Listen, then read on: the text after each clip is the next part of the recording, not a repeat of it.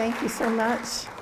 I'm so happy to be here and feel honored that St. Edward's has invited me to come and speak and to show the work that I've been working on for the last 35 years. And it's not often I get a chance to really talk about what goes into a collaboration and what that's all about. When I try to explain to people who don't know a lot about printmaking, they are puzzled by it, about what is a collaborative print. And so maybe with a little bit of show and tell here, I'll be able to let you in on it. There's a long, long history of collaborative printmaking.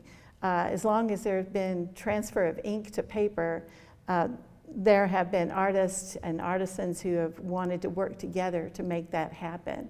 And sometimes there's a division of labor, and sometimes the artists will do it themselves. They'll create an image and print it themselves. But throughout history, you'll look and see that there have been many collaborations of technical collaborations where people know how to do it and they work with artists to make the images happen. So let's go ahead and get started. I'm starting with this image of myself and Linda Ridgway, and we're in the middle of pulling a really large print, and we're pulling it from a piece of lace that is a lace tablecloth. And to me, it just shows the joy of what it's like to work with an artist in a studio, to make that artist's dream come true, to make make a fine art print. And you might ask, well, why do artists make prints? I mean, this artist that I'm showing you here, Linda Ridgway, she's a sculptor, but she also has taught printmaking and knows a lot about printmaking. She, as well as a lot of the artists that I work with, want to make prints because they want to make art more accessible to more people than what they could ordinarily do if they're making unique pieces. Linda does a lot of work with casting, with bronze, and when she makes a fine art print on paper, she can make it at a lower price. So that's one of the reasons why artists make prints. But I think probably the main reason that artists love printmaking is that they love the way a print looks. They love that transfer of ink to paper and the image that they can get. They have to come into a space to work, though, and so I want to show you some images of what the dance room might look like. So if we're going to be in this dance, this collaborative dance, they have to come into our studio, not their studio. So this is the studio of Flatbed on West 3rd Street in 1989. And this is the studio of Flatbed when we were on Martin Luther King from 1999, really 2000 to 2019. And then this is our studio now. So if you were an artist and you were wanting to come to work at Flatbed, you might feel a little out of place, or like you were a little bit of in a strange place. You would have to be welcomed or feel welcome into this space, and you would have to be able to work in that space. And a collaborative printer wants to make sure that an artist can feel like they can work in that space instead of by themselves. They're going to be working with not only a master printer, but they're going to be working sometimes with a team. And why do printmakers like myself why do we want to collaborate? And you know, I've asked myself that question a lot. Before I became a collaborative master printer, I was an artist teaching printmaking. I even taught here at St. Edward's. I taught at Austin Community College. I taught at Texas State University. And I love the aspect of being able to teach and to kind of foster creativity in the students as far as being able to create fine art prints. But when I started collaborating, and it was almost by accident because we had started Flatbed, we had invited an artist in for me to collaborate with, and I have to tell you, I fell in love with the whole process of being able to get to know an artist's concept and dream, and to make that dream happen for the artist. There's a satisfaction that comes from that kind of creativity that's completely different from the kind of creativity and satisfaction I get from my own work. but it's equal and it's exciting when you see it. And I think it might be a little bit like, well, it's a dance, yes, but it's a little bit like someone who's making an audio recording for someone like Bob Dylan. Let's just, you show my age, right? So, you know, he comes in, he's got an idea, he's got a song, he has lyrics, and he's playing it on his guitar, and I'm recording it. I'm the producer, but I've got to make it sound really good so that when it gets out through an audio file, it makes sense. It's not like a live recording. And so that's what a collaborative master printer does with an artist, because the artist comes in with ideas, maybe a sketch, maybe a concept, and maybe it's not even fully gelled, and I hope it's not, because we're going to be working with processes that are going to enter in and take those ideas in a direction that they may or may not know that it's going to go. It's going to be a creative process, and all creative processes have surprises. But for it to be successful ultimately, as collaborative printer, I've got to be able to bring it to fruition. I've got to be able to get it to the point, like the recording artist did, that it makes sense, that it goes out into the world, and it does its work as art, not as just a fine art print. It's got to be art, and it's got to work well. So that's why I make art as a collaborative printer. That's why I do it. And I think maybe I just touched on some of the reasons why artists make prints, but that's what happens. Let me show you a little bit about what we do when we collaborate. Because when the artist comes, this is James Searles, and he's working on doing a drawing for a soft ground etching. The collaborative printer isn't going to make any of the marks. It's going to be up to the artist. And the collaborative printer needs to create, like I said, an environment and also a way for that artist to work in the most natural way that they can. Along the way, there are going to be mistakes. There's going to be changes. And as a collaborative master printer, I need to work with the artist to make those changes work. In this case, James and I are working on a plate together, and so that it's going to etch correctly, and he's going to get the kind of lines he needs. And here he is making some notes on a plate, on a print, so that I'll know how to print it the next time I print it. So that kind of communication is so vital when I'm collaborating to make a print. Communication on every level, especially on the level of, I think, the concept. If I were to ignore the concept, if I were to ignore what the artist wanted, the bigger vision, and try to make that vision fit in my vision, it wouldn't work. And so I've got to expand my thinking to make that print work. And so this is that final print that you were seeing James working on, and it's called Thought. It's a very straightforward etching. We may have proofed it many times to get it to this point, and I know we made a lot of changes to get it to this point, but in the end, it's doing its work, and it's finished. There are all kinds of problems that happen when we do collaborations that I mentioned, problem solving, but there's decisions that happen along with those problems. And one of those decisions have to do with scale.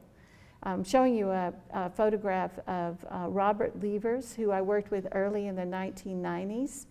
And for some reason, after doing a very small prints with Bob, he wanted to do a print that was 36 inches by 48 inches, and that was going to be an etching.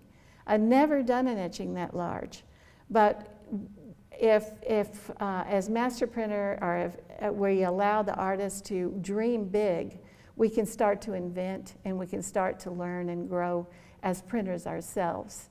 And in this case, I had to figure out a type of ground to coat a plate that large that would etch well. And so here he is looking at his drawing over the plate. And I don't know if you can see, you can just see probably 4 proofs there, but there are probably 12 proofs of that particular plate, of etching it and needing to make changes and regrounding it, etching it some more and making changes, etching it some more and proofing it and making more changes until finally we have the print called Victory the Celebration, which you see here. To me, this is probably, if I think, and I keep this in my office because to me it reminds me of what collaborating with an artist is all about, is taking risk, solving problems, persevering, and getting to the final print. I'm working with Melissa Miller here, and Melissa and I've got a special kiosk over at the exhibition showing collaborative proofing with Melissa for a print called Anima. So I had worked with Melissa before when she came to work with me, and you might notice in this particular slide that we're talking and we're trying to work out exactly what the print is going to be like. And this is a photograph of Melissa working directly on the plate to do some of the soft ground lines of one of the first prints we ever did together. But I'm going to quickly go through this because there were probably about 24 states of this particular print. And I wanted to show it particularly because I want you to understand that when you start a fine art print with an artist, the solution is never it is never a pat solution. What we wanted to have achieved with this print was not to be, and it became something better. So when Melissa came to work with me, she had a drawing of a fox that you see here, and it's Anima. And this is the first plate. And it's a plate that was first etched, and there are a lot of things wrong with it. So we had to go back into it and make some changes so that it would print correctly. We added another plate to print the orange for the fox, and at the same time, we decided we would add on one side of it the breath of the fox printed in blue, and they're printed on the same plate. And then there's an even third plate here that has an aura of a greenish yellow aura. And so we felt like we were getting closer because as a painter, Melissa saw this as full-blown painting of all the colors. And so when we added even a fourth plate, we were struggling because we were seeing that things were not as lively as they needed to be. They weren't coming together the way we wanted them to be. And we even tried a fourth or maybe even a fifth plate to add a background. Can you see what's going on there? But this one was close, and we were getting close, but it wasn't there until we got here, when we got rid of 3 of the plates and kept 2 of them. And we wouldn't have done that except as a collaborative printer, I was so invested in Melissa's vision of this orange, of the fox being reddish orange and the aura of the green. I really wanted it to happen. I did a proof without those plates for some reason. And a dear friend of ours, Larry Shoulder, walked in, and he knew Melissa well. And he looked at that proof, and he looked at us, and he said, "Well, there's your print."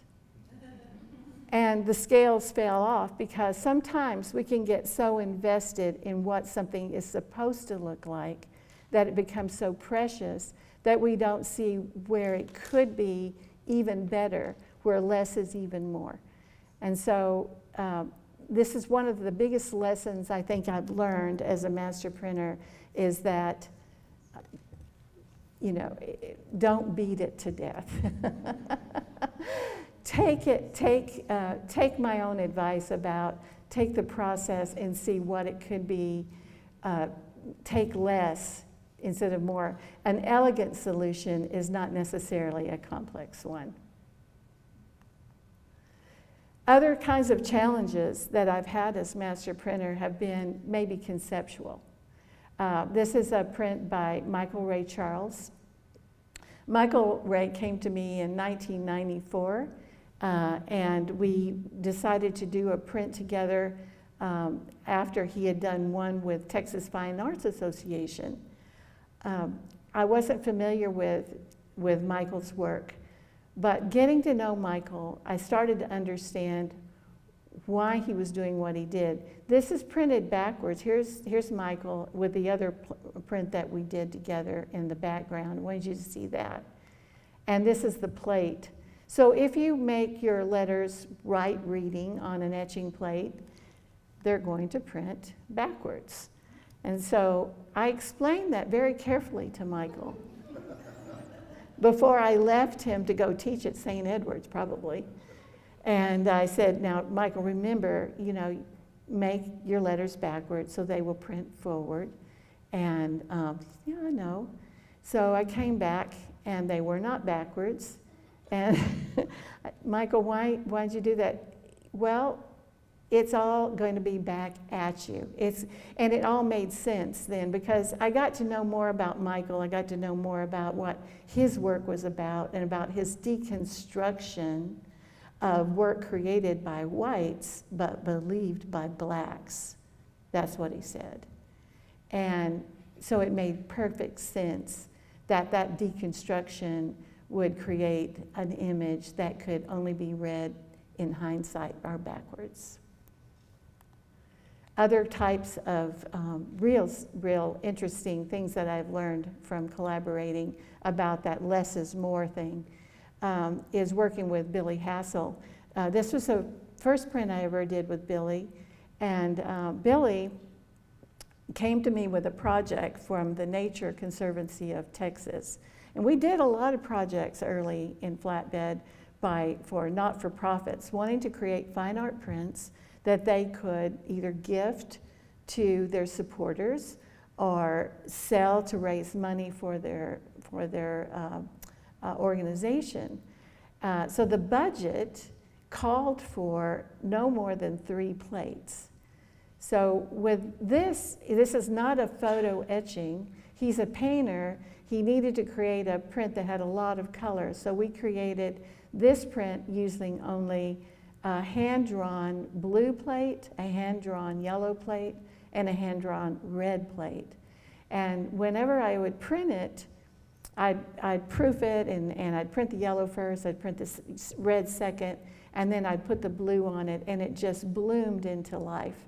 And I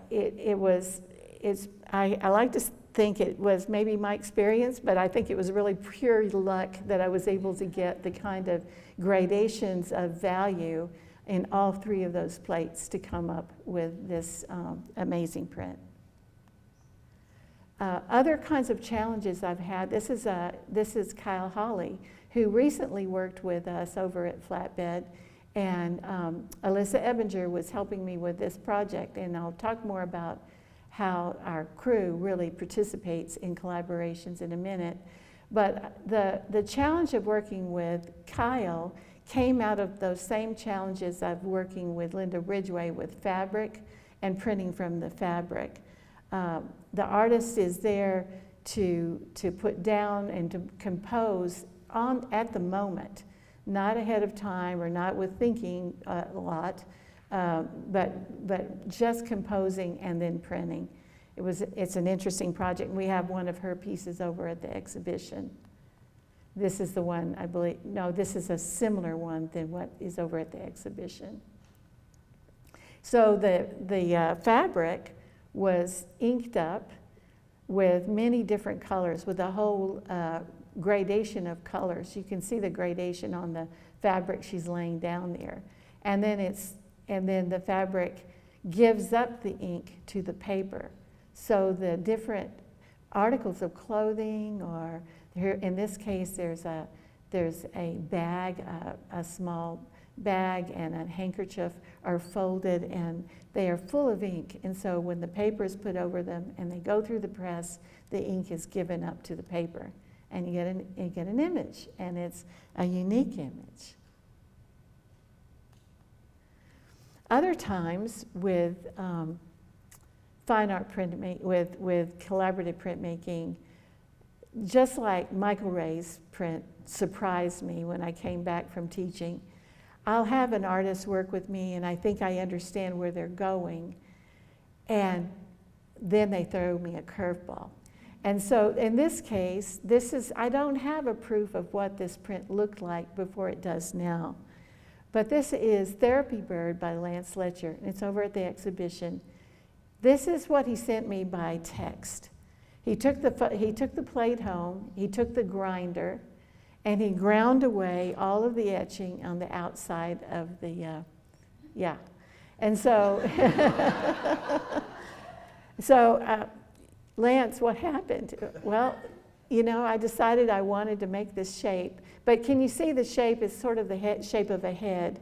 And this whole print, and this is where, I learned more about what he was doing, had to do with therapy on his wife's neck and on her head. So it's a massage therapy that was going on. And so this is Therapy Bird, and it had to have this head. So surprised me, but it was all for the good. Other times artists have surprised me by other things. This is a print I did with Dan Rizzi in the 90s at the Flatbed when we were on 3rd Street. He as well I'd worked with him many times before, and I'd invited him, as well as Melissa, the print that I just showed you, and the Michael Ray Charles print, to be a part of what I call Flatbed Portfolio 1. It's been the only Flatbed portfolio, but I invited 9 artists to create prints that went into a portfolio. They could be any size.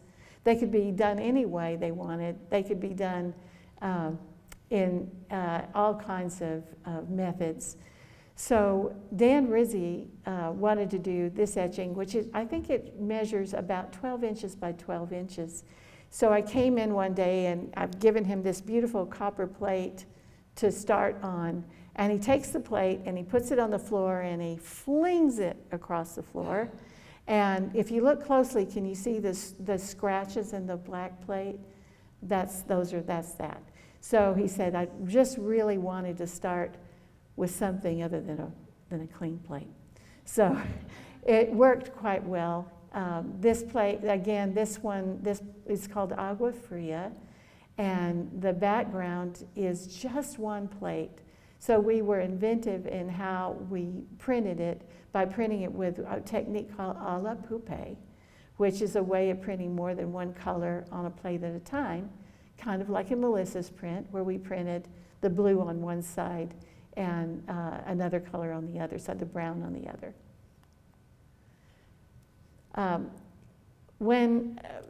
I think collaborative printmaking is a lot of fun. And sometimes if an artist were to come and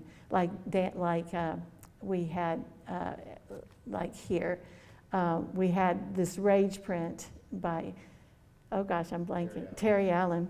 So Terry comes, and I sent him a plate to where he's living in Santa Fe. It was completely grounded. That means I had it covered with asphaltum. And it was going to be, it's 24 inches by 24 inches, this plate. So I sent it to him, and I had no idea what I was going to get back. But when I got it back, he had taken a nail, and in backwards, these letters had to be backwards, he had scribed Rage, kind of in the same style as Love, as you might remember Robert Indiana's Love. And he said, this is a word for the 90s. So, but it was scribed so deeply, and it was so open to the acid, I was going to have to use some special means to really etch it the way that it needed to be. So I called him and talked to him, and he said, etch the hell out of it. And so that's what I did. So what we did was we just etched it as deeply as we possibly could and added a technique called aqua tint to it so it would really hold the ink. When he came to Flatbed to proof it, I had a proof. We knew it could print well, it could print really black. But he said he wanted to print it on fabric. And so we had a great time going to Joann's fabric store. So Terry and I went down there together and feel the fabric. He said, I want to find fabric that looks like roses. So we went up and down the rows. We found a few fabrics that had roses all over them, but he was really drawn to the Mexican lace. And if you know what Mexican lace is, it is lace. It is actually, you can, the holes right through it. There's no way I could print on it at all.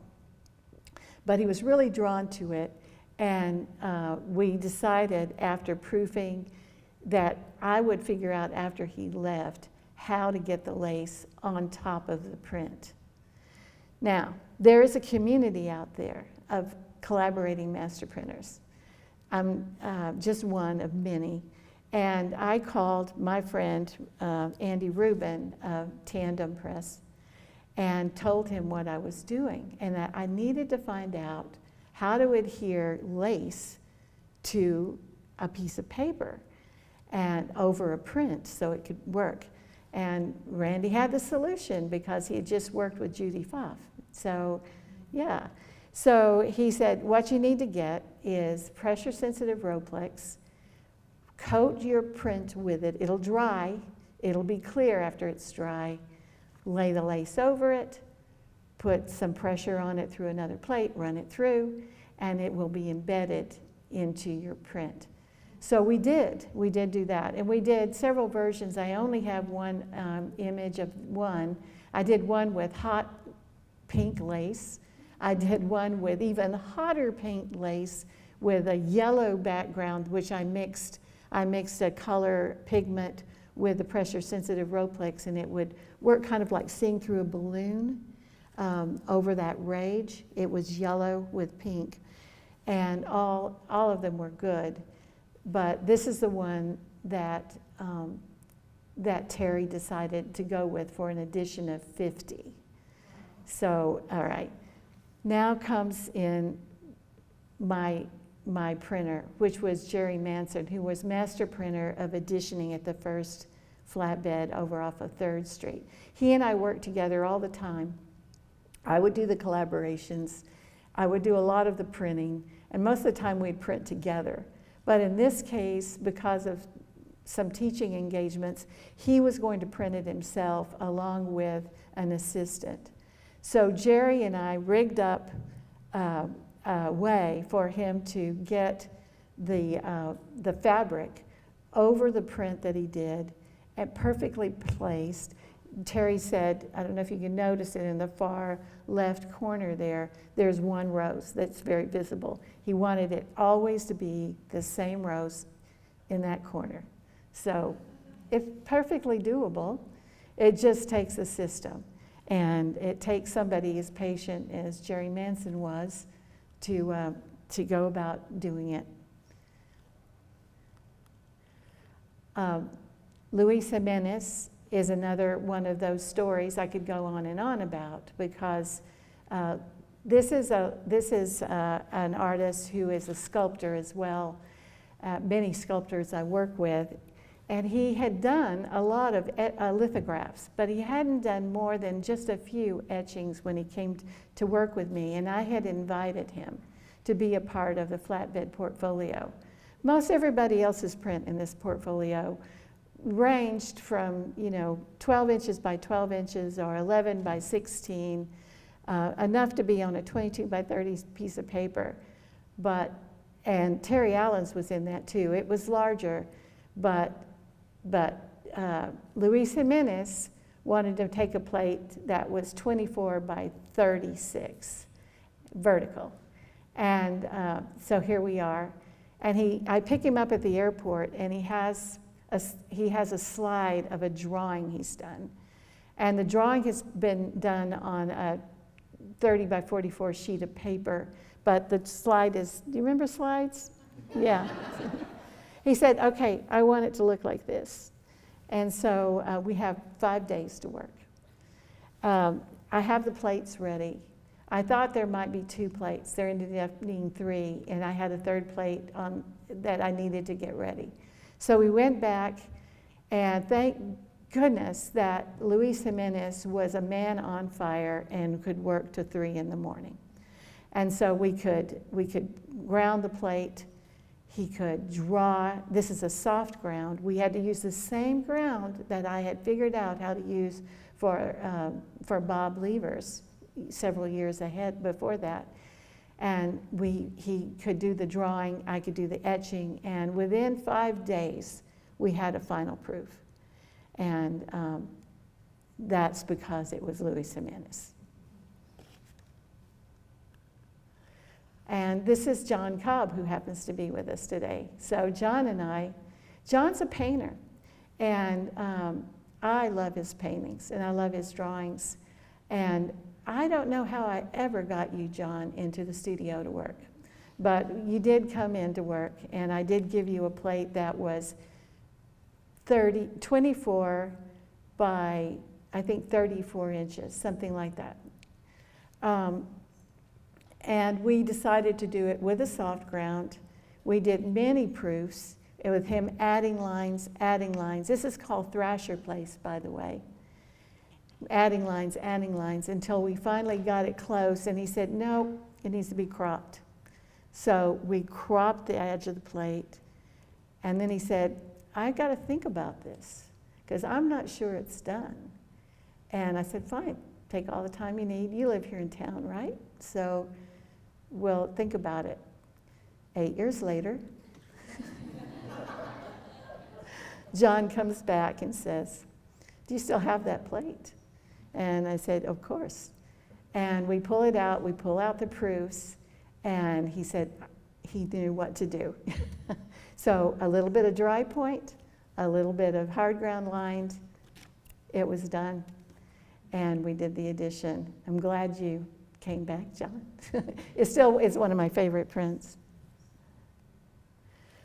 Other challenges I face as a collaborative printer, working with artists, and it's not really a challenge. I have to say it's a pleasure. One of the pleasures of working as a collaborative printer is being able to be really inventive.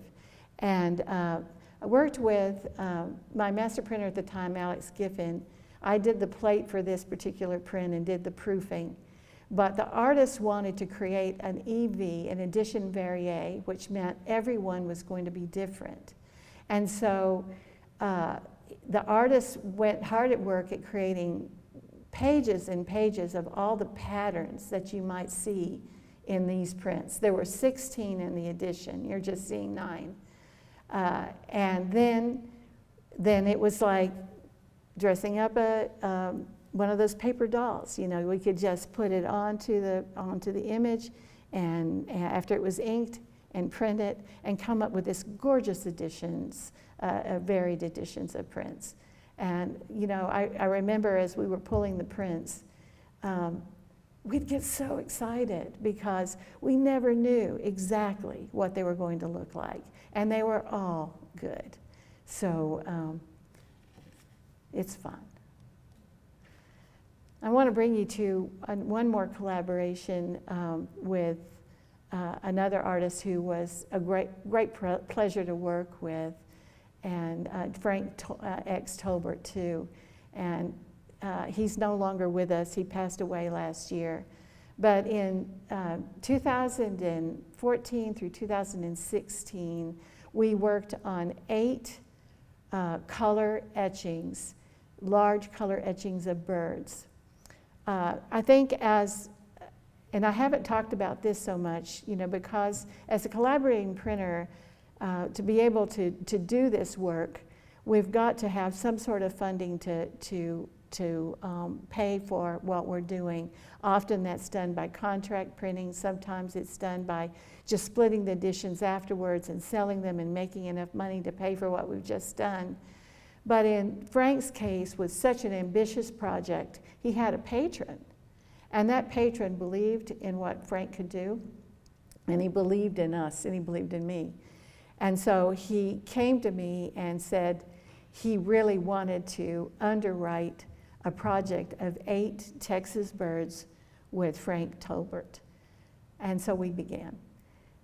Frank came with lots of drawings. He came with a lot of ideas, lots of different birds. And I struggled to find a way that he could work in the most natural way because he's a painter. He was a painter. And so you're seeing him here working with a technique is called white ground, or some people call soap ground, where he could paint it directly onto the plate. And then I could etch it and get what I think was close to what he wanted. When we got it finally, this is really fast forward. I could spend a lot of time on Frank because there were a lot of birds, a lot of steps in between. But I want to take you to this one because this is where Frank sees the proof. It's good, and we call it our BAT, or our right to print, our RTP. This is the one where he says, I want them all to look like this. And all the projects that I've shown you, we had to come to that point. We had to come to the point where the printer and the artist could agree that the print edition could look a certain way if it was an edition print. And I think you can tell by Frank's expression how happy he was with this particular print. And here he is signing it, which is the next step. And I'm showing you him signing it with one of our printers, Cordelia Blanchard, who was one of my printers over off of Martin Luther King. After creating, like I had mentioned, creating the BAT or the RTP, right to print, that we're going to make the edition, then I have to either print or oversee printers that are going to print the edition, and they've got to be correct. They've got to be as good or better than the one that we have just pulled with the artist, and the artist is just approved. And at the end, the artist comes, and here we see Frank signing the edition, and he's getting a chance to see every one and approve it with his signature. Here's Terry Allen signing his Rage print with Jerry Manson. And here's my crew over at MLK who just worked with Frank to do his editions. I've left a list over at the exhibition of all of the printers who have worked with me on making editions that I'm showing in that exhibition. And I just have to say I owe a lot of gratitude to them for carrying through the whole vision, because unless that print gets editioned, then it's in a drawer somewhere. Unless that print gets editioned, it might just exist in one place. Unless that print gets editioned, it just doesn't do its work as an edition, as a fine art edition. This is Liz Ward signing her print that I printed for her. There are so many prints. I could have brought many more for that exhibition. There's so many. Here's Billy Hassel signing the color print. Now you see it in black and white. It was 1994, so no digital printing. We did have color, film, but not this time. And here is here we have Adrian Armstrong signing one of his large portraits, the varied edition that you saw. And this is my last slide. I don't want to be too long for you, but the reason I'm putting this up, and this has a few of the ones here are in the exhibition, some are not. But I want to stress that, I talked about why do artists make prints? Why do printers collaborate? Why does the edition exist if there's an edition? I mean, it's for it to go out to do its work. I can't stress that enough. Fine art prints can work in more than one place at one time. They are time travelers. They can be in more than one place at one time. These prints are actually in the Library of Congress. And they're also here, and they're also at Flatbed, and they're also in many other places. And I find great satisfaction in the fact that they are out there doing their work. And I think that the artists, that's probably one of the reasons why artists make prints as well. So I thank you for listening to me, and I'd love to answer any of your questions if you have any. So thank you.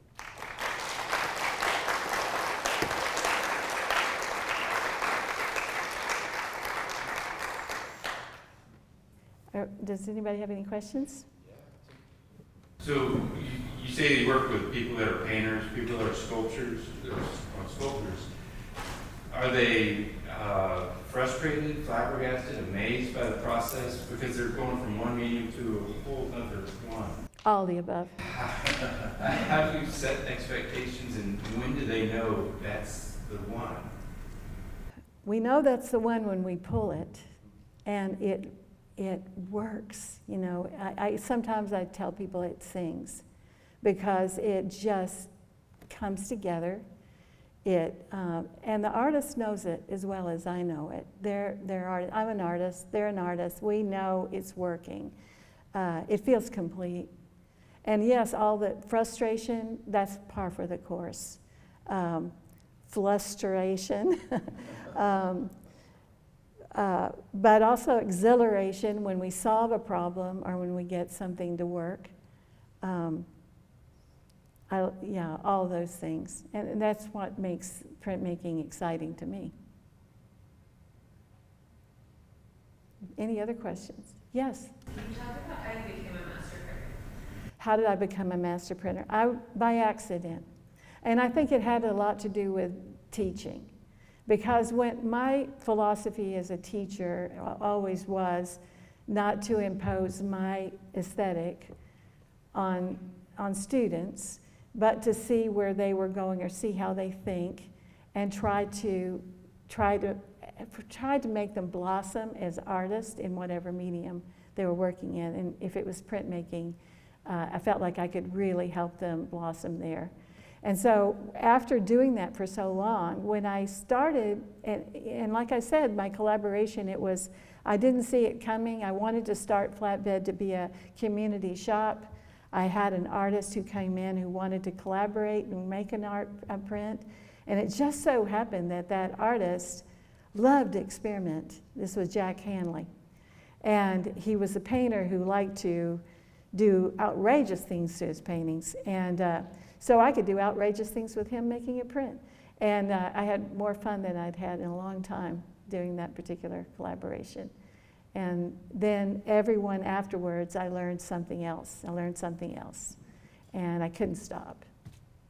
And now I just can't stop. Anybody else? Yes? It's so wonderful to hear you talk about this history of print that has been represented at Flatbed, and also to see the way that things have been digitized over time, like, the slides. I was ready for you to say microfiche.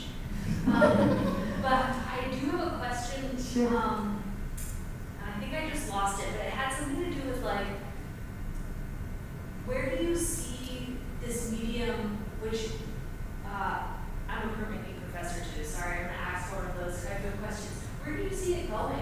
Like, this is a medium that's been tied to innovation, but I think people think of as antiquated. Yeah. But where do you see, in the work that you make with artists, or in the present working, not in the past, right. Like, where do you see us going? Oh, that's a great question. Because, if you look at the history of it, you see how new technologies, litho was a new technology, came in and it changed things, and people got inventive. And I think the same thing has happened with intaglio. New things have changed.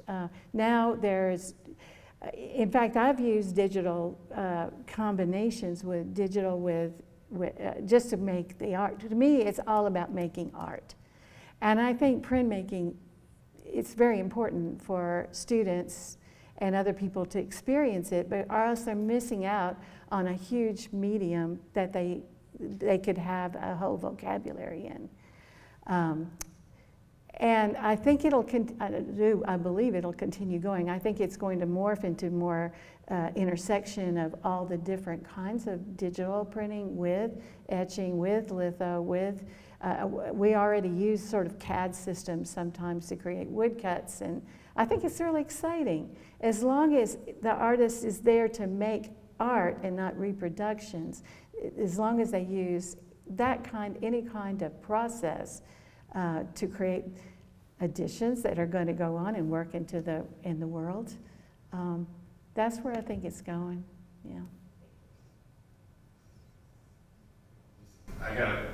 You may be mad at me for this one. It may be esoteric because you brought up lithography, which can be you can have a huge addition. Where do you draw the line with fine art and reproductions? Oh, that's easy for me to say, because reproduction takes something that already exists and you try to make it look like it. You're reproducing it. It's a poster. So yeah, lithography, maybe you're talking about offset lithography, which you can do large additions with, but for hand pull lithography, we can't, the plates, the stones, we're not going to be able to do something that's really as big as offset, yeah. But that whole idea of reproduction, yeah.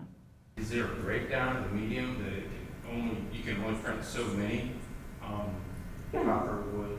Yeah, every matrix we use has a life that it will continue to print, but it'll get less sharp. It won't be as good of an impression, and that's why Whistler back in the 1800s started numbering his impressions, because he wanted to limit them, and he knew that the plates were going to, especially he was using dry point, was going to be, wearing off. So, yeah.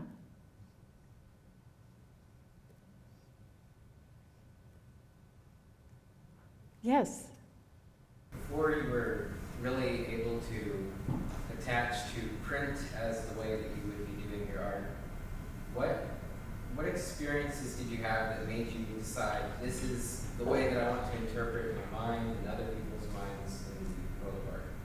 I'm not sure I understood you. So, about my understanding, is that what you're saying? Like, what experiences made you decide to use the printing medium? Oh, okay.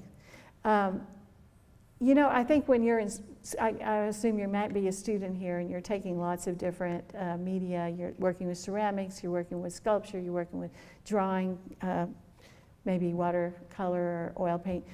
I did all those things as an undergraduate and built up my vocabulary. But when I did a printmaking class for the first time, and I think a lot of printmakers have the same experience, is that I found that it's like finding a voice. When I started working on a plate with a needle, or I was even drawing on a lithostone, whenever I did that, it seemed like every mark I made had integrity.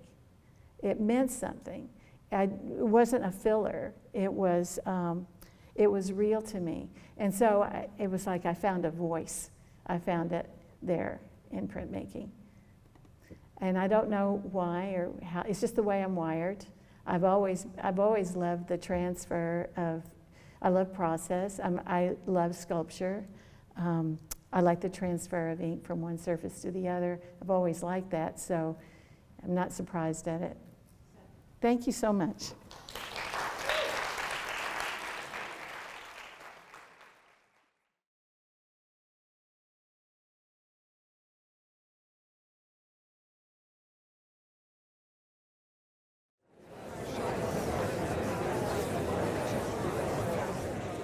Find all of our videos and sign up for our newsletter at artthisweek.com. Follow us on Facebook, Instagram, YouTube, and Twitter.